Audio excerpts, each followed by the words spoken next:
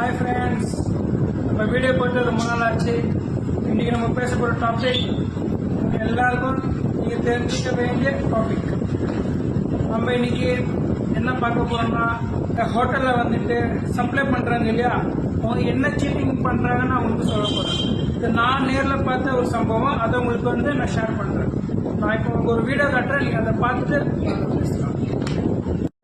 Hi friends, பார்த்தீங்களா அந்த வீடியோவில் அவன்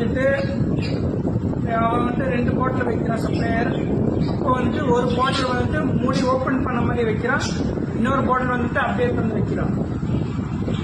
இப்போ அதில் என்ன ப்ராப்ளம் தெரியுதுன்னா, சப்ளையர் சில பேர் யூஸ் பண்ணியிருப்பாங்களே வாட்டர் பாட்டில், அதை வாட்டர் அந்த ரொப்பியும் ஃப்ரிட்ஜில் வச்சு அதை உங்களுக்கு எஃபெக்ட் தராங்க.